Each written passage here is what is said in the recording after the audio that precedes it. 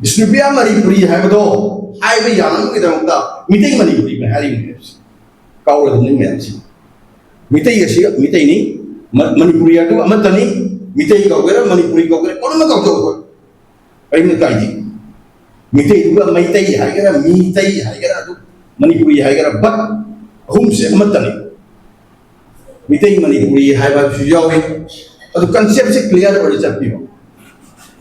Mitay oblique Manipuri Havaniko Kosha, Mitay Manipuri have nothing. Kobi Nusim. Mitay Yano Karino, Manipuri, Amakatali. More is gonna I go you don't say, all India is Lungai, 8 scheduled Chandan High. Natra, Adamiti, Assam Sikamu, associate official language, Ori Manipuri. I say, High, Manimum Talaga, Waka she is in Zelsinga. Ingang walked in Tabi home, just be away. Young wife, Bobby, young wife, I say, Humang Mark we Barisi, young topics. Humang Rota, the Uiva. See me come to the Mito Bush. Rota, the way a cinnamon and no idea. Who in God because I took a total woman the boss, which will not a total Marxida. No, you let you when I have our house. Wow, it could be. I think I want to reach a Kenya. Anyway, I know for you, Sigi, Manipuri side of President Assam. Gi, I could give Shelter Branch Committee, which Shelter Branch Committee, I to say Kasar District Committee, Masam, Machine Sinja Langjaba. Nasi from a poor river, I could give Rajaimo, Branch President. Orem Rajan. Then Nangi Iba, I Loya, I Ming Sanjay, the woman Ming Singse, Palam Sira, I could use Oza, Rangakum Harilal, Dr. Sotom Haridas, Mayang Bam, Ozanova, Nashram, Pankas, Ayas Singom, Oza Champalan, Adavedi, Shogaism, Subankor. When I'm a psychic, with the evening say, or we know that's a from Jerry. I hear a single my arms and very young Harris. Among say, Pogpaki, Hydra, Panta, the harmless money, not Kudang Sahara. Young man equals a content lady. Advise my arms. As well, I didn't get Uncle Mosen doing. Why than a color again? I don't have a prayer from Mama the Yakuja. Ahmada, Aiki, Nunshiraba, Ozasing, the Gidi, Guardian Sing, Satra Sing, Mahiro Sing, my cow, the Masakari Morta. Aiki means Shaggy on the Igdo. Cobino Sim. Mati Manang, even K. Santi Devi, K. Santa, and even Kaisham Lore, Kaisham Santa. Matanga Tobino Beamasing Ozasing Tobino Mashibu Queen maintained to Unam Raba, Namun Canara advisor of Canara, Yenwala Ricau. Do they Amana Beamsing dog, a fishing dog in a Janabi should I didn't say.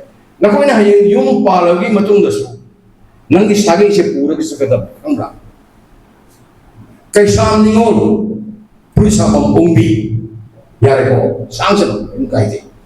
After the South Namni Uziki Pariba, Shagay name Ming Hapka Parido, the Tata in the San Ming. We call them Kuna Shima Koi Kawoshi Shima Aina Hayaning, Ling Sayana, Akogi Uji Bisnupiagi, Kalishagi, and Mati Pandaduda, Sagi, Mitay Manipuri, Hava Fujawi. The concept is clear or is a people.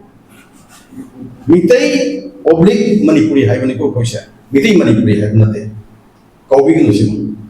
Mitay Yano Karino, Manipuri, Amakatali. The high name as I give the Mamanga Koyi Nasi paper, the Inariba Mayam Shida, Shingo, Ojas and Yago. Bisnupia Manipuri Havado, Highway Yanam with the Mitay Manipuri having lips. Cover the name. Mitay Yashi, Mitay Manipuria to Amatani, Mitay Gogera, Manipuri Gogera, Konamago. I'm the Kaiji. मिते दुगा मैतई हाइगरा मीतई हाइगरा दु Manipuri हाइगरा but अहुम से अमतनी असिमा कोई काउबी आते अदुदगी खोइना यामना सोय सोयना ngasai Manipuri साहित्य परिषद की मतंग जे आइना हाइजागी बुनी को याम सोय मिंगसे कंप्लीट ओइना नगिदम कंप्लीट काउना ब बेमसिंग ओजा सिंह तो याइजरी कंप्लीट काउबियो मणिपुरी साहित्य परिषद नते मणिपुरी साहित्य परिषद नते मणिपुरी साहित्य परिषद असम से याव तो complete नत्रब there are so many Manipuri Sahitya Parishad in this northeast region like Manipuri Sahitya Parishad Tripura Manipuri Sahitya Parishad Mizoram Manipuri Sahitya Parishad Meghalaya hali basing jangan kari gumba Manipuri Sahitya Parishad adu lo salagadi hari gumari munga se break na pal Manipuri Sahitya Parishad se modu target tau de modu high de exactly na haling ibu do sini ai so la ko je manu to la ko je but masih show de na bagi ko na Manipuri Sahitya Parishad Assam hai se se ai mayam da hai jari already amana ako ni ngasai soi dum theng ni adu asi na hai ki ha bi hai jar ro oza adagi ozani ga hai masi ko na rei ko gi chum do ko matam da ko gi syllabus sem majat adudagi di chum translation to matam da adagi di ite me ta ko translation to matam da ko na ozani ha go wa hi se leite masi ko gi sajin sajin makarna sajin mani Mirong ni kena dubai kau ni kerja kita, mutta minggu itu hai tu belum tu ni ojani hari se kerja kita, hai biji kau ni, tunggu tu loh, hai leh nak kerja, ojani mutta, yang nak ni kena ojanu piu kerja ojanu kau kerja, ojani kerja, kaman gender ni, nanti ni biar, abis nanti yang nak ni kena ojanu respect tu ni kena, ojai mung, nah ojah ada suhai biar, ojah macam suhai biar, ojai biar mak, dua ekor. Adumai tu nak konsep sebut clear top sih. Sini lagi ni. Juga amak kakak noi dah ini hani ni saya. Kerja noi macam jangan ngang kita tadi guardian sih. Shock kiba. Koin. Nanti dah. Taksi kasih jam hai moi. Taksi kasih sih kerja. Disiplin nanti mesti ronda. Agar English tak. Mesti ronda. Macam kalau kau ni taksi kasih. Tak taksi sih nak ada khad sih nak ada bahaya. Nangi oja adla kari gumba nang modu sitra ba nang urga suasana lai ba nang namang du jutha ba adu kai dum dum modu nang respect ko duri ba mun na khalu ko oja sing agar mun khanga dam kau ko dum ni ko taksi ka se ai ba se oja no so modu respect ni kar nam khali respect ni magi masa asing mo na man tambi satra mo na man tambi mai ra yo mo na pan respect ni no nang suman ai pun siu semi gador ni ai career semi gador ni oja se ko respect to dum ni ai na su haraga modu sek taksi ka si se talaga ado simal jare si hai do no ko to oja sing do to no ado khagan sa si sini dagin hygienic simal jare ko ado dagi di mathang ai dum lak jage ado dagi ai na am kham Asisnya ten masida, aku isu son mani hari kadran, tapi ai wakalon si ona mani hari kadran. Ai aku ini satri mahiru ise, masih kita itu se, karena di mama apa ga, oja singa mana ini tu mama apa lagi ni, itu sudah jauh. Aduh, ai sumi yang muda, nu ini hen respect, biar tu se, imani, aduh, oja se, hen respect biar tu. Hen lum na lo betai. Nana kari gumba, noi de hai ro. Kari gumba school ro ga satran da pass hoda de. Hai kana oja hoye ni hanguru ni. Mama pa to kana no hangore. Hangudro. Oja sung da hanguru ni. School mami hangudro ni. Nada. Ado ro de. Nang direct nang mai ni si kana no satra satri ama oila. Yung da ro de. Ko imai pa ni chune. Ado ma to oja ni dai ta siang chao. Aduna ini sidat kau usul oja matan da digina school oja sing khogi mama pa ta na taw ngasai oja na chok thuk sa base mama pa na chok thuk sa de he hada bi usina mama pa di oje ba thi ga dur ni ai gi jami we na mo na ba natra ai thakpi na ba gi ai mi we na ba gi ai yu ho phang na ba gi ai thawak aso bo taw bi khang na but oja asin khali ber na se mi oi ba du ko ai na ta ko oja na si oi re ka ha ga ma na chok thuk sa bo mo du na mo gi kai no sin hen lo na lo ai se ꯑꯩꯈꯣꯏ ꯃꯃꯥ ꯃꯄꯥ ꯑꯣꯏꯕꯁꯤꯡꯗ ꯋꯥꯔꯧꯕꯤꯕ ꯑꯗꯨ ꯃꯁꯤ ꯌꯥꯝꯅ ꯑꯆꯨꯝꯕ ꯋꯥꯔꯤꯅꯤ ꯑꯁꯦꯡꯕ ꯋꯥꯔꯤꯅꯤ ꯑꯗꯣ ꯃꯁꯤꯃ ꯑꯩ ꯊꯝꯖꯅꯤꯡꯉꯤ ꯑꯗꯨꯗꯒꯤꯗꯤ ꯑꯃꯈꯛꯀ ꯑꯩꯅ ꯍꯥꯏꯖꯅꯤꯡꯕ ꯑꯃꯈꯛꯀ ꯂꯩꯔꯤ ꯑꯩꯈꯣꯏꯒꯤ ꯌꯥꯝ ꯅꯣꯛꯅꯤꯡꯕꯖꯥꯠꯅꯤ ꯃꯦꯝ ꯑꯗꯩꯗꯤ ꯏꯕꯨꯡꯉꯣ ꯏꯆꯥꯁꯤꯡ ꯏꯁꯨꯁꯤꯡ ꯑꯩꯈꯣꯏꯒꯤ ꯄꯨꯟꯁꯤꯗ ꯅꯣꯏ ꯁꯨꯃꯥꯏꯅ ꯄꯥꯁ ꯇꯧꯗꯅ ꯑꯣꯛꯄ ꯍꯥꯏ ꯇꯧꯔꯛꯇꯤ ꯊꯥꯖꯕ꯭ꯔꯥ ꯑꯩꯁꯤ 74ꯗ ꯄꯥꯁ ꯇꯧꯕ 73ꯗ ꯄꯥꯁ ꯇꯧꯕ 75 ꯄꯥꯁ ꯇꯧꯕ ꯌꯥꯝ ꯌꯥꯎꯔꯤꯕꯅꯤ ꯀꯅꯥ ꯑꯣꯛꯈ꯭ꯔꯒꯦ ꯑꯝꯇ ꯍꯪꯉꯨ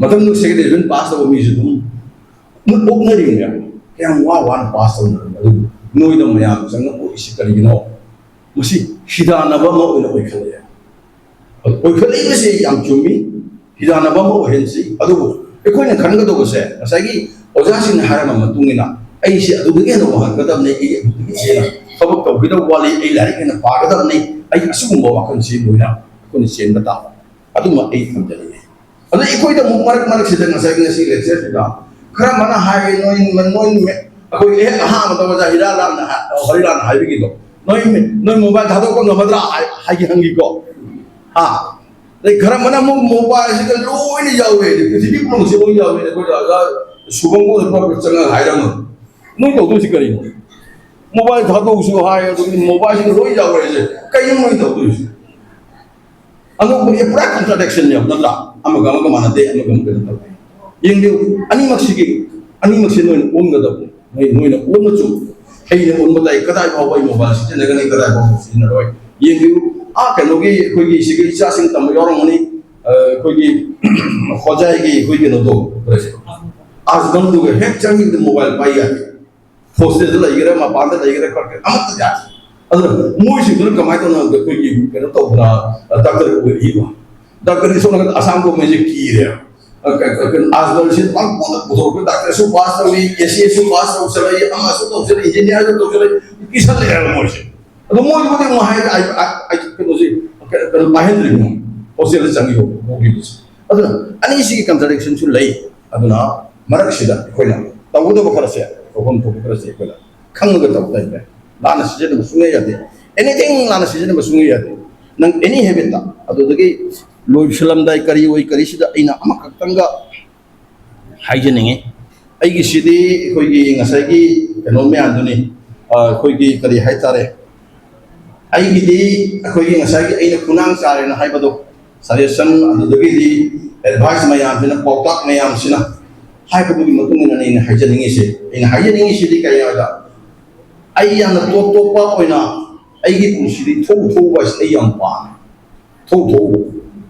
ꯊꯣꯛꯎꯕ ꯑꯩꯒꯤ ꯄꯨꯟꯁꯤꯁꯤꯗ ꯑꯁꯤꯃ ꯑꯣꯏꯅꯤ ꯍꯥꯏꯕꯒ ꯂꯩꯇꯦ ꯊꯣꯛꯎꯕ ꯑꯁꯤꯗꯤ ꯁꯤ ꯑꯣꯏꯔꯝꯃꯦꯗꯅ ꯑꯗꯩꯁꯨ ꯁꯤꯃꯨꯛ ꯆꯣꯡꯈꯤ ꯈꯨꯗꯃꯨꯛ ꯆꯣꯡꯉꯤ ꯑꯩ ꯍꯧꯖꯤꯛ ꯑꯣꯏꯔꯛꯏ ꯐꯤꯕꯝꯁꯦ ꯑꯩ ꯃꯪꯗꯕ ꯃꯪꯉꯝꯗꯦ ꯑꯩ ꯄꯔꯤꯁꯠꯀꯤ ꯄ꯭ꯔꯁꯤꯗꯦꯟ ꯑꯣꯏꯅꯤꯒꯁꯦ ꯃꯪꯗꯕ ꯁꯨꯡ ꯉꯝꯗꯦ ꯑꯗꯨꯃꯥꯏꯅ ꯇꯧꯗꯅ ꯊꯣꯛꯄꯁꯦ ꯑꯗꯣ ꯃꯁꯤ ꯊꯣꯛꯄꯁꯦ ꯃꯁꯤ ꯍꯩꯕ ꯇꯥꯏ ꯈꯔꯗꯤ ꯉꯁꯥꯏꯒꯤ ꯈꯣꯡꯁꯦ ꯁꯣꯝꯗ ꯆꯣꯡꯒꯦ ꯇꯧꯕ ꯃꯇꯝꯁꯦ ꯌꯦꯠꯁꯦ ꯆꯣꯡꯒꯦ ꯇꯧꯔꯕꯅꯦꯕ ꯁꯣꯝꯗ ꯑꯃꯥꯡꯕ ꯑꯃ ꯂꯩꯔꯦꯕ ꯑꯗꯣ ꯑꯃꯥꯡꯕꯗꯣ ꯅꯦꯠꯀꯗ꯭ꯔꯥ ꯈꯤꯇꯪ ꯆꯣꯡꯊꯣꯛꯅꯤ ꯈꯤꯇꯪ ꯆꯣꯡꯊꯣꯛ ꯅꯪ ꯅꯦꯠ ꯇꯥꯏ ꯑꯗꯨꯃꯥꯏꯅ ꯇꯧꯗꯅ ꯉꯁꯥꯏꯒꯤ ꯊꯣꯛꯄꯁꯦ ꯄꯨꯟꯁꯤꯁꯤꯗ ꯑꯗꯨꯃꯥꯏꯅ ꯃꯌꯥꯝ ꯉꯥꯛꯇꯅꯤ ꯑꯗꯨꯅ ꯉꯁꯤ ꯑꯩꯈꯣꯏꯒꯤ ꯌꯨꯇ꯭ꯌꯨꯕꯇ ꯑꯦꯗꯚꯥꯏꯁ ꯇꯧꯔꯤꯕ ꯄꯨꯝꯅꯃꯛꯇꯣ ꯂꯣꯏꯅꯃꯛ ꯀꯝꯄ꯭ꯂꯤꯠꯂꯤ ꯁꯦꯝ ꯁꯥꯕ ꯉꯥꯛꯇꯅꯤ ꯅꯪꯅ ꯀꯦꯔꯤꯌꯔꯁꯦ ꯅꯪ ꯅꯁꯥꯅ ꯁꯦꯝꯖꯒꯗꯕꯅꯤ ꯅꯪꯅ ꯍꯩꯅꯕ ꯃꯇꯨꯡ ꯏꯟꯅ ꯁꯦꯝꯃꯨ ꯕꯕꯥ ꯃꯃꯥ ꯂꯣꯏꯅ ꯅꯪꯅ ꯍꯩꯅꯔꯒ ꯍꯦꯛꯇ ꯌꯥꯗꯦ ꯕꯕꯥ ꯃꯃꯥꯅ ꯉꯁꯥꯏꯒꯤ ꯄꯤꯒꯗꯧꯔꯤꯕ ꯄꯩꯁꯥ ꯇꯝꯍꯟꯕ ꯉꯝꯒꯗꯧꯔꯤꯕ ꯑꯗꯨ ꯄꯨꯝꯅꯃꯛꯇ ꯂꯣꯏꯅ ꯗꯤꯄꯦꯟ ꯉꯥꯛꯇꯅꯤ ꯑꯐꯕ ꯁ꯭ꯀꯨꯜ ꯇꯝꯅꯤꯡꯗꯕ ꯀꯌꯥ ꯌꯥꯎꯒꯦ ꯅꯣꯏꯕꯨ 90% ꯂꯣꯏ ꯐꯪꯅꯤꯡꯉꯤ ꯅꯠꯇ꯭ꯔꯅꯦ ꯐꯪꯕ ꯉꯝꯗꯅ ꯇꯧꯔꯤꯕꯅꯦ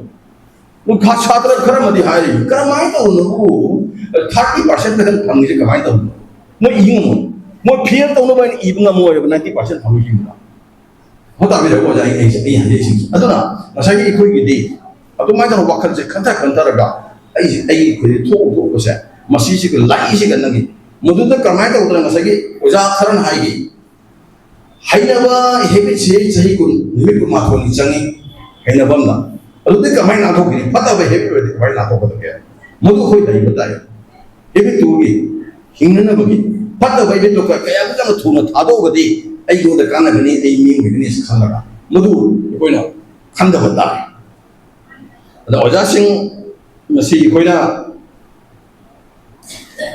ꯑꯩꯈꯣꯏꯒꯤ ꯃꯍꯩꯔꯣꯏꯁꯤꯡꯗ ꯑꯩꯒꯤ ꯄꯥꯎꯇꯥꯛꯁꯤꯡꯁꯤꯗꯤ ꯌꯥꯝꯅ ꯄꯥꯎꯇꯥꯛ ꯅꯠꯇꯦ ꯑꯗꯨꯕꯨ ꯑꯗꯨꯝ ꯆꯥꯟꯅꯔꯨꯕꯗ ꯍꯌꯦꯡ ꯁꯤꯖꯤꯟꯅꯕ ꯌꯥꯕ ꯃꯇꯥꯡꯗ ꯑꯗꯨꯝ ꯁꯤꯖꯤꯟꯅꯕꯤꯌꯨ ꯑꯗꯨꯒ ꯇꯁꯦꯡꯅꯃꯛꯇꯤ ꯑꯩꯈꯣꯏ ꯃꯤ ꯑꯣꯏꯗꯕ ꯌꯥꯗꯦ ꯑꯩ ꯉꯁꯥꯏ ꯑꯍꯥꯟꯕꯗꯁꯨ ꯑꯩ ꯍꯥꯏꯖꯈꯤꯕꯗꯨꯅꯤ ꯑꯩꯈꯣꯏꯗꯤ ꯑꯩꯗꯤ ꯃꯤꯇꯩꯁꯦ ꯅꯪꯁꯦ ꯉꯁꯤ ꯑꯍꯥꯟꯕꯗ ꯑꯩꯅ ꯍꯥꯏꯅꯤꯡꯉꯝꯃꯤꯁꯦ ꯀꯔꯤꯅꯣ ꯍꯥꯏꯕ ꯅꯣꯏ ꯃꯌꯥꯝ ꯀꯧꯔꯤꯁꯦ ꯀꯔꯤꯒꯤꯅꯣ ꯐꯥꯔꯁ ꯗꯤꯕꯤꯖꯟ ꯄꯥꯁ ꯇꯧꯕꯁꯦ ꯑꯁꯥꯝꯗ ꯅꯣꯏ ꯇꯧꯔꯣ 96 ꯐꯪꯉꯤꯁꯦ ꯅꯣꯏ ꯈꯛꯇ ꯍꯥꯏꯕ ꯃꯌꯥꯝ ꯂꯩꯅꯦ ꯃꯌꯥꯝ ꯂꯩ ꯃꯣꯏꯁꯨ ꯀꯧꯗꯣꯏ ꯅꯣꯏ ꯀꯧꯔꯤꯁꯦ ꯀꯔꯤꯒꯤꯅꯣ ꯃꯤꯇꯩꯅꯦ ꯀꯧ ꯑꯗꯨꯗꯤ ꯅꯣꯏꯒꯤ ꯋꯥꯈꯜꯂꯣꯟꯁꯤ ꯀꯔꯤ ꯑꯣꯏꯒꯗꯒꯦ ꯑꯩꯒꯤ ꯈꯨꯟꯅꯥꯏꯁꯦ ꯁꯦꯝꯕ ꯈꯨꯟꯅꯥꯏꯁꯤ ꯀꯥꯟꯅꯅꯕ ꯑꯃ ꯑꯣꯏꯕ ꯉꯝꯕ ꯀꯣ ꯈꯨꯟꯅꯥꯏꯁꯤꯒꯤ ꯆꯥꯎꯊꯣꯛꯆꯅꯤꯡꯉꯥꯏ ꯑꯣꯏꯕ ꯉꯝꯕ ꯑꯗꯨꯕꯨꯅꯤ ꯑꯩꯈꯣꯏꯅ ꯉꯁꯥꯏꯒꯤ ꯅꯉꯣꯟꯗ ꯔꯦꯁꯄꯦꯛ ꯄꯤꯗꯣꯔꯤꯁꯤ ꯑꯗꯨ ꯑꯣꯏꯕ ꯉꯝꯗ꯭ꯔꯒꯗꯤ ꯑꯩꯈꯣꯏꯅ ꯉꯁꯥꯏꯒꯤ ꯅꯉꯣꯟꯗꯁꯨ ꯀꯧꯔꯣꯏ ꯅꯣꯏꯅꯁꯨ ꯑꯩꯈꯣꯏ ꯀꯧꯕꯗ ꯂꯥꯛꯅꯤꯡꯉꯣꯏ ꯅꯣꯏꯅ ꯂꯥꯛꯅꯤꯡꯉꯤꯁꯤ ꯀꯔꯤꯒꯤꯅꯣ ꯁꯤꯒ ꯂꯥꯛꯏꯁꯤ ꯀꯔꯤꯒꯤꯅꯣ ꯑꯩꯈꯣꯏ ꯃꯤꯇꯩ ꯃꯆꯥ ꯃꯌꯥꯝ ꯑꯃꯅꯤ ꯃꯅꯤꯄꯨꯔ ꯁꯥꯍꯤꯇ꯭ꯌ ꯄꯔꯤꯁꯔꯅ ꯑꯩꯈꯣꯏꯒꯤ ꯑꯆꯧꯕ ꯑꯣꯔꯒꯅꯥꯏꯖꯦꯁꯟ ꯑꯃ ꯂꯩ ꯃꯗꯨꯅ ꯑꯩꯈꯣꯏꯁꯤ ꯏꯀꯥꯏ ꯈꯨꯝꯅꯕꯤꯒꯅꯤ ꯇꯔꯥꯝꯅ ꯑꯣꯛꯄꯤꯒꯅꯤ ꯍꯥꯏꯅ ꯂꯥꯛꯏꯅꯦ ꯑꯗꯨ ꯑꯣꯏꯔꯒꯗꯤ ꯑꯩꯈꯣꯏꯁꯤ ꯃꯤꯇꯩꯒꯅꯤ ꯑꯗꯨ ꯄꯤꯛꯁꯜꯂꯤ ꯍꯥꯏꯅ ꯑꯩꯈꯣꯏꯗꯨꯒꯤ ꯋꯥ ꯅꯠꯇꯗꯤ ꯑꯩꯈꯣꯏꯅ ꯃꯌꯥꯡꯁꯤꯡ ꯀꯧꯕ ꯌꯥꯄꯣꯟꯇꯦ ꯑꯗꯨꯅ ꯅꯣꯏꯒꯤ ꯋꯥꯈꯜꯗꯁꯨ ꯌꯨꯝꯐꯝ ꯑꯣꯏꯔꯒ ꯑꯩꯈꯣꯏ ꯈꯨꯟꯅꯥꯏꯁꯤ ꯅꯨꯡꯁꯤꯕ ꯈꯨꯟꯅꯥꯏꯁꯤꯒꯤꯗꯃꯛꯇ ꯑꯩꯈꯣꯏ ꯀꯔꯤ ꯇꯧꯔꯝꯁꯤꯒꯦ ꯍꯥꯏꯕꯁꯤꯕꯨ ꯈꯜꯂꯒꯁꯨ ꯆꯠꯊꯕ ꯇꯥꯏ ꯑꯩꯈꯣꯏꯅ ꯃꯇꯝ ꯄꯨꯝꯅꯃꯛꯇ ꯉꯁꯥꯏꯒꯤ ꯋꯥꯈꯜ ꯂꯧꯁꯤꯡ ꯇꯥꯅ ꯒ꯭ꯌꯥꯟ ꯇꯥꯅ ꯊꯕꯛ ꯇꯧꯕ ꯇꯥꯏ ꯆꯦꯛꯁꯤꯟꯅ ꯇꯧꯕ ꯇꯥꯏ ꯁꯣꯏꯕ ꯍꯥꯏꯕꯁꯤ ꯇꯝꯕ ꯁꯨꯡ ꯉꯝꯗꯦ ꯌꯦꯡꯕꯤꯌꯨ ꯑꯣꯖꯥꯁꯤꯡꯀꯣ ꯅꯣꯏ ꯈꯪꯕ꯭ꯔꯥ ꯃꯅꯤꯄꯨꯔꯗ ꯃꯦꯗꯤꯀꯦꯜ ꯀꯣꯂꯦꯖ ꯇꯝꯕ ꯍꯥꯏꯁꯦ ꯈꯪꯉꯦꯅ ꯃꯇꯝ ꯑꯃꯗ ꯃꯦꯗꯤꯀꯦꯜ ꯉꯥꯛꯇ ꯇꯝꯅꯔꯝꯃꯤꯁꯤ ꯀꯔꯝꯍꯥꯏꯅ ꯇꯝꯅꯔꯝꯃꯤ ꯈꯪꯕ꯭ꯔꯥ ꯕꯦꯁꯤꯛ ꯑꯃꯈꯛ ꯍꯥꯏꯒꯦ ꯃꯅꯤꯄꯨꯔꯗꯅꯦ ꯃꯇꯝ ꯑꯃꯗ medical entrance exam pass tꯧꯗꯅ MBBS ꯇꯝꯃꯤꯕ ꯁꯥꯇ꯭ꯔꯗꯣ ꯃꯍꯥꯛꯁꯦ ꯌꯥꯝꯗ꯭ꯔꯕꯗ 3 ꯅꯠꯇ꯭ꯔꯒ 4ꯔꯛ ꯃꯦꯗꯤꯀꯦꯜ ꯑꯦꯛꯖꯥꯝ ꯊꯥꯔꯦ ꯃꯃꯥ ꯃꯄꯥꯒꯤ ꯍꯣꯠꯅꯕꯁꯦ ꯃꯇꯝꯗꯨꯒ ꯍꯧꯖꯤꯛ ꯑꯁꯤꯒꯤ ꯑꯩꯅ ꯍꯥꯏꯔꯤꯁꯤꯒꯤ ꯍꯦꯛ ꯆꯨꯝꯃꯝꯗ꯭ꯔꯕ ꯆꯥꯝꯃ ꯆꯨꯝꯃꯕꯅꯦ ꯇꯣꯞꯄꯔꯗꯨꯐꯥꯎꯗ ꯁꯠ ꯂꯥꯎꯅ ꯐꯥꯔꯁ ꯀꯩꯅꯣꯗ ꯂꯥꯡꯕ ꯉꯝꯗ꯭ꯔꯤꯕꯅꯦ ꯑꯗꯨꯃꯥꯏꯅ ꯇꯧꯗꯅ ꯉꯁꯥꯏꯒꯤ ꯇꯝꯒꯦ ꯈꯣꯠꯀꯦ ꯍꯥꯏꯅ ꯇꯧꯔꯒꯗꯤ ꯆꯍꯤ 3-4 ꯃꯥꯡꯉꯤꯗꯣ ꯊꯤꯐꯥꯎ ꯊꯤꯕꯤꯗꯦ ꯄꯩꯁꯥ ꯆꯪꯒꯦꯔꯥ ꯆꯪꯉꯣꯏꯒꯦꯔꯥ ꯑꯩ ꯏꯆꯥꯁꯤ ꯃꯦꯗꯤꯀꯦꯜ ꯑꯣꯏꯔ ꯂꯣꯏꯔꯦ ꯑꯗꯨꯒꯤ ꯊꯥꯛꯇ ꯅꯪꯒꯤꯁꯨ ꯉꯁꯥꯏꯒꯤ ꯃꯦꯗꯤꯀꯦꯜꯗ ꯅꯠꯇꯦ ꯑꯦꯅꯤ ꯂꯥꯏꯟꯗ ꯍꯟꯗꯛꯇꯤ ꯐꯔꯦ ꯑꯩꯁꯦ ꯍꯟꯖꯤꯟ ꯄꯔꯈꯥ ꯊꯥꯎ ꯍꯥꯏꯕꯒꯤ ꯅꯠꯆꯗꯦꯀꯣ ꯑꯩꯅ ꯑꯣꯏꯅꯤꯡꯉꯤꯕ ꯂꯥꯏꯟꯗꯣ ꯑꯗꯨ ꯇꯥꯅꯅꯕ ꯑꯩꯅ ꯀꯩ ꯍꯣꯠꯅꯒꯦ ꯍꯥꯏꯕꯁꯦ ꯂꯣꯏꯅ ꯅꯪ ꯅꯃꯥꯡꯗ ꯂꯩꯔ ꯂꯣꯏꯅ ꯊꯤꯕ ꯌꯥꯏ ꯑꯣꯖꯥꯁꯤꯡꯗꯒꯤ ꯍꯪꯕ ꯌꯥꯏ ꯁꯨꯃꯥꯏꯅ ꯇꯧꯗꯅ ꯉꯁꯥꯏꯒꯤ ꯃꯊꯪꯗꯁꯨ ꯑꯩꯈꯣꯏꯅ ꯍꯥꯏꯖꯔꯤꯁꯤ ꯉꯁꯥꯏ ꯑꯣꯖꯥꯁꯤꯡꯅꯁꯨ ꯍꯥꯏꯕꯤꯈ꯭ರೆ ꯑꯩꯈꯣꯏꯒꯤ ꯁꯤꯜꯆꯔ ꯍꯥꯏꯔꯤꯕ ꯃꯐꯝꯁꯦ ꯃꯅꯤꯄꯨꯔꯤ ꯁꯥꯍꯤꯇ꯭ꯌ ꯄꯔꯤꯁꯠ ꯑꯁꯥꯝꯒꯤ ꯑꯣꯏꯅꯗꯤ ꯁꯤꯜꯆꯔ ꯕ꯭ꯔꯥꯟꯁ ꯀꯃꯤꯇꯤꯁꯤ ꯃꯁꯤꯡꯒꯥꯅꯦ ꯑꯩꯈꯣꯏꯒꯤ ꯍꯞꯇꯥꯕꯤꯀꯣ ꯃꯁꯤꯡꯒꯥꯅꯤ ꯍꯥꯏꯁꯦ ꯌꯥꯝ ꯄꯤꯛꯄ ꯕ꯭ꯔꯥꯟꯁ ꯀꯃꯤꯇꯤ ꯑꯁꯤ ꯕꯠ ꯃꯁꯤꯗꯒꯤ ꯄꯣꯠꯊꯣꯛꯁꯦ ꯌꯥꯝ ꯐꯖ ꯊꯣꯛꯄ ꯆꯪ ꯊꯣꯛꯄ ꯌꯥꯝꯅ ꯂꯩꯕ ꯑꯗꯨꯒꯨꯝꯕ ꯕ꯭ꯔꯥꯟꯁ ꯑꯃꯅꯤ ꯂꯥꯟꯗꯦꯀꯣ ꯑꯣꯖꯥ ꯀꯩꯅꯣ ꯑꯗꯨ ꯑꯣꯖꯥ ꯍꯣꯏ ꯊꯥꯒꯠꯄꯅꯤ ꯂꯥꯟꯗꯦ ꯍꯥꯏꯔꯤꯁꯦ ꯑꯦꯅꯤꯋꯦ ꯑꯩ ꯍꯥꯏꯖꯟꯅꯗꯦ ꯃꯁꯤꯡꯒꯥꯁꯤ ꯑꯗꯨꯅꯤ ꯃꯅꯤꯄꯨꯔꯤ ꯁꯥꯍꯤꯇ꯭ꯌ ꯄꯔꯤꯁꯠ ꯍꯧꯖꯤꯛꯀꯤ ꯁꯤꯜꯆꯔ ꯕ꯭ꯔꯥꯟꯁ ꯀꯃꯤꯇꯤ ꯍꯥꯏꯕꯁꯤ ꯃꯁꯤꯡꯒꯥꯅꯤ ꯑꯗꯨꯅ ꯃꯁꯤꯅ ꯉꯁꯥꯏꯒꯤ ꯃꯁꯤꯅ ꯇꯧꯔꯤꯕ ꯊꯕꯛ ꯈꯨꯗꯤꯡꯃꯛꯁꯦ ꯌꯥꯝꯅ ꯃꯔꯨꯑꯣꯏꯕ ꯑꯩꯈꯣꯏꯒꯤ ꯃꯥꯏ ꯑꯣꯏꯔꯤ ꯌꯦꯡꯕꯤꯌꯨ ꯕꯦꯝ ꯏꯆꯥꯁꯤꯡ ꯏꯁꯨꯁꯤꯡ ꯑꯣꯖꯥꯁꯤꯡ ꯃꯅꯤꯄꯨꯔꯤꯒꯤ ꯂꯩꯕꯥꯛ ꯑꯃ ꯀꯔꯤꯒꯨꯝꯕ ꯑꯁꯥꯝꯗ ꯑꯣꯏꯕ ꯇꯥꯔꯒꯗꯤ ꯑꯁꯥꯝꯁꯤꯗ in near future or in the ꯑꯥꯒꯤ ꯐ꯭ꯌꯨꯆꯔ ꯑꯃꯗ ꯅꯠꯇ꯭ꯔꯒ ꯀꯔꯤꯒꯨꯝꯕ ꯈꯨꯖꯤꯡ ꯅꯥꯊꯣꯛꯇ ꯂꯩꯕꯥꯛ ꯑꯃ ꯑꯣꯏ ꯇꯥꯔꯒꯗꯤ ꯃꯗꯨꯒꯤ ꯀꯦꯄꯤꯇꯦꯜ ꯁꯤꯜꯆꯔ ꯑꯣꯏꯒꯗꯧꯔꯤꯕ ꯑꯗꯨꯅ ꯁꯤꯜꯆꯔ ꯍꯥꯏꯕꯁꯦ ꯑꯩꯈꯣꯏꯒꯤꯗꯤ ꯌꯥꯝ ꯆꯥꯎꯊꯣꯛꯆꯕꯅꯤ ꯑꯗꯨꯒ ꯁꯤꯒꯁꯨ ꯑꯩ ꯉꯛꯏꯕ ꯁꯤꯜꯆꯔꯒꯨꯝꯕ ꯃꯩꯇꯩꯂꯣꯟ ꯈꯛꯇ ꯉꯥꯡꯕ ꯌꯥꯕ ꯃꯐꯝꯁꯤꯗ ꯂꯝꯕꯤꯗꯁꯨ ꯃꯩꯇꯩꯂꯣꯟ ꯉꯥꯡꯕ ꯌꯥꯕ ꯕꯖꯥꯔ ꯑꯃꯗ ꯆꯠꯂꯒꯁꯨ ꯀꯣꯇꯣ ꯍꯥꯏꯕ ꯀꯌꯥꯅꯣ ꯍꯥꯏꯅ ꯍꯪꯕ ꯃꯥꯅ ꯈꯨꯝꯖꯔꯒꯗꯧꯔꯤꯕ ꯍꯥꯏꯗꯤ ꯄꯣꯠ ꯌꯣꯟꯅꯤꯡꯕꯁꯤ ꯄꯨꯝꯅꯃꯛ ꯑꯃꯠꯇꯅꯤ ꯃꯩꯇꯩꯂꯣꯟꯅ ꯉꯥꯡꯒꯦ ꯍꯤꯟꯗꯤꯅ ꯉꯥꯡꯒꯦ ꯏꯪꯂꯤꯁꯅ ꯉꯥꯡꯒꯦꯔ ꯃꯥ ꯌꯣꯟꯗꯧꯔꯤꯅꯦꯕ ꯑꯗ ꯅꯪ ꯃꯩꯇꯩꯂꯣꯟ ꯍꯪꯉꯨꯁꯤ ꯃꯥ ꯍꯥꯏꯔꯛꯀꯅꯦꯕ ꯅꯪ ꯊꯥꯗꯣꯛꯇ ꯑꯗꯨꯗꯤ ꯃꯅꯤꯄꯨꯔꯤ ꯀꯣꯏꯁꯟ ꯆꯥꯎ 이따디도나 하려고 어떤 것이 너희는 거리기름먹던 놈이 되고서 간 거지. 지가 나아가 지가 스테이스 낭낭 돌아가 너희는 밑으로 죽는 낭듯이 거리기노. 너희 큰가 너희는 낭에 잉글리시도 로레 죽는 거잖아 낭에 큰가 칼로 라는 뭐야 자고 하자다 봐. 아니 하이신이 거기 집하고 낭 나티 어느 아니 하이신이 마마마 오고 신듯이 누나요. 다 막하면 마마에게 이 자도 이제 ꯀꯧꯔꯛꯀꯗꯣꯔꯦ ꯏꯆꯥ ꯅꯨꯄꯥꯁꯦ ꯀꯧꯔꯛꯀꯗꯣꯔꯦ ꯍꯥꯏꯔꯒ 60% ꯐꯪꯉꯤꯕ ꯅꯪꯅ 90% ꯑꯞ ꯐꯪꯉꯤꯕ ꯅꯪꯅ ꯂꯥꯏꯟ ꯑꯍꯨꯝ ꯈꯛꯇꯅ ꯆꯤꯡꯐꯥ ꯄꯨꯔꯒ ꯏꯃꯥ ꯏꯄꯥꯗꯤ ꯃꯃꯥꯡꯗ ꯍꯟꯖꯟ ꯍꯟꯖꯟ ꯄꯥꯔꯒ ꯂꯥꯛꯄꯁꯤ ꯀꯔꯤꯒꯤꯅꯣ ꯁꯤꯗ ꯑꯩ ꯍꯥꯏ ꯃꯩꯇꯩꯂꯣꯟꯁꯦ ꯆꯨꯝꯅ ꯉꯥꯡꯅꯗꯅ ꯇꯧꯔꯤꯔꯥ ꯅꯪ ꯁꯤꯡꯅꯔꯤꯔꯥ ꯅꯠꯇ꯭ꯔꯒꯅ ꯀꯔꯤꯒꯤꯅꯣ ꯅꯠꯇ꯭ꯔꯒꯅ ꯑꯩ ꯃꯩꯇꯩꯂꯣꯟꯁꯦ ꯌꯥꯝ ꯁꯦꯡꯅ ꯍꯥꯏꯔꯒꯗꯤ ꯑꯩꯁꯤ ꯈꯤꯇꯪ ꯆꯥꯎꯈꯠꯅ ꯂꯧꯕ ꯑꯩ ꯂꯧꯖꯗꯦ ꯃꯌꯥꯝ ꯂꯧꯖ ꯑꯩꯗꯤ ꯂꯧꯖꯗꯦ ꯑꯗꯨꯅꯅꯦ ꯃꯊꯪꯗꯗꯤ ꯑꯩꯈꯣꯏ ꯀꯔꯤꯒꯨꯝꯕ ꯁꯥꯏꯠꯇ ꯄꯔꯁꯟ ꯍꯥꯏ ꯇꯥꯔꯒꯁꯨ ꯆꯨꯝꯅ ꯉꯥꯡꯅꯕ ꯇꯧꯕꯤꯌꯨ ꯀꯔꯤꯃꯇ ꯀꯥꯏꯗ ꯑꯁꯤꯕꯨꯅꯦ ꯅꯪꯒꯤ ꯅꯣꯂꯦꯖꯁꯨ ꯍꯦꯟꯅ ꯄꯥꯛ ꯁꯟꯗꯔꯛꯀꯅꯤ ꯑꯩꯈꯣꯏ ꯅꯪ ꯆꯥꯎꯊꯣꯛꯆꯧꯅꯦ ꯅꯁꯥꯗꯣ ꯆꯥꯎꯊꯣꯛꯆꯧ ꯃꯩꯇꯩꯔꯣꯟꯅꯤ ꯃꯩꯇꯩꯅꯤ ꯍꯥꯏꯕꯒꯤ ꯆꯥꯎꯊꯣꯛꯄ ꯅꯁꯥꯗ ꯂꯩꯍꯨꯏꯕꯦ ꯅꯣꯔꯠ ꯏꯁꯁꯤꯒꯅꯦ ꯑꯩꯈꯣꯏꯒꯤ ꯂꯣꯟꯁꯦ ꯑꯣꯜ ꯏꯟꯗꯤꯌꯥꯗꯁꯨ ꯉꯥꯏ 8 ꯁꯦꯗꯨꯜꯗ ꯆꯜꯂꯦꯅ ꯍꯥꯏ ꯅꯠꯇ꯭ꯔꯥ ꯑꯗꯨꯗꯒꯤꯗꯤ ꯑꯃꯨꯛ ꯑꯁꯥꯝꯁꯤꯒ ꯑꯃꯨꯛ ꯑꯦꯁꯣꯁꯤꯌꯦꯠ ꯑꯣꯐꯤꯁꯤꯌꯦꯜ ꯂꯦꯡꯒ꯭ꯋꯦꯖ ꯑꯣꯏꯔꯤ ꯃꯅꯤꯄꯨꯔꯤꯁꯦ ꯅꯪ ꯆꯥꯎꯊꯣꯛꯆꯗꯣꯔꯤꯕꯤ ꯀꯅꯥ ꯃꯌꯥꯝ ꯆꯟꯗꯧ ꯃꯌꯥꯝ ꯂꯩ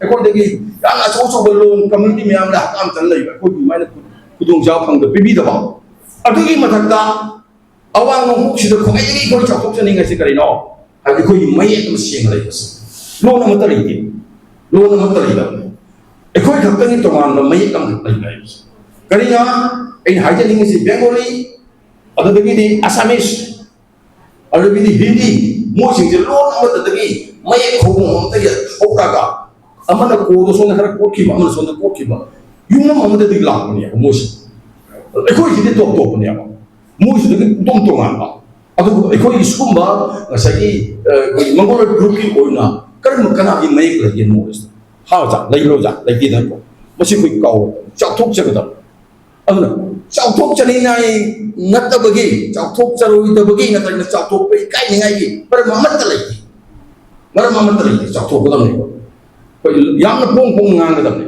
ꯁꯤ ꯅꯣꯏꯒꯤ ꯃꯌꯦꯛ ꯂꯩꯕ꯭ꯔꯥ ꯍꯪꯒꯗꯕꯅꯤ ꯃꯇꯝ ꯑꯃꯗ ꯑꯩꯈꯣꯏ ꯏꯀꯥꯏꯔꯝꯃꯦꯕ ꯑꯩꯈꯣꯏꯁꯤ ꯑꯃꯗꯒꯤ ꯅꯠꯇꯦ ꯑꯩꯁꯤ ꯕꯦꯡꯒꯣꯂꯤ ꯃꯌꯦꯛꯇꯨꯒ ꯑꯩꯈꯣꯏ ꯑꯩꯅ ꯍꯟꯊꯅ ꯌꯦꯡꯖꯔꯨꯕꯒꯤ ꯅꯠꯇꯦ ꯕꯠ ꯑꯩꯒꯤ ꯑꯃ ꯊꯣꯔꯛꯏꯁꯦ ꯑꯁꯤꯃ ꯂꯩ ꯍꯥꯏꯔꯤꯕꯁꯦ ꯑꯩꯅ ꯍꯥꯏꯖꯕꯗ ꯀꯔꯤꯒꯤ ꯏꯀꯥꯏꯒꯗꯕꯅꯣ ꯀꯔꯤꯒꯤ ꯑꯣꯟꯅꯒꯗꯧꯔꯤꯕ ꯑꯗꯨꯅ ꯃꯌꯦꯛꯁꯤꯁꯨ ꯑꯗꯨꯝ ꯍꯩꯅꯕ ꯍꯣꯠꯅꯕꯤꯌꯨ ꯃꯅꯤꯄꯨꯔꯤ ꯂꯣꯟꯁꯤꯁꯨ ꯍꯤꯡꯅꯕ ꯍꯣꯠꯅꯁꯤ ꯍꯤꯡꯅꯕ ꯍꯣꯠꯅꯁꯤ ꯌꯦꯡꯉꯨ ꯃꯖꯥ ꯃꯌꯥꯝꯅ ꯍꯥꯏꯈꯤꯕꯅꯤ ꯑꯩꯈꯣꯏꯅ ꯂꯣꯟꯁꯤ 1979ꯗꯒꯤ ꯑꯩꯈꯣꯏꯅ 1956ꯗ ꯃꯅꯤꯄꯨꯔꯤ ꯃꯤꯗꯤꯌꯝꯁꯤ ꯏꯟꯇ꯭ꯔꯣꯗ꯭ꯌꯨꯁ ꯇꯧꯔꯦ ꯑꯁꯥꯝꯗ 1979ꯗꯒꯤ ꯃꯦꯇ꯭ꯔꯤꯛ ꯊꯥꯕ ꯍꯧꯔꯦ ꯃꯅꯤꯄꯨꯔꯤ ꯃꯤꯗꯤꯌꯝꯗ ꯃꯅꯤꯄꯨꯔꯤ ꯃꯤꯗꯤꯌꯝ ꯍꯥꯏꯔꯤꯕꯁꯦ ꯑꯁꯥꯝꯗ ꯃꯤꯗꯤꯌꯝꯗ ꯃꯦꯇ꯭रिꯛ ꯊꯥꯕꯁꯦ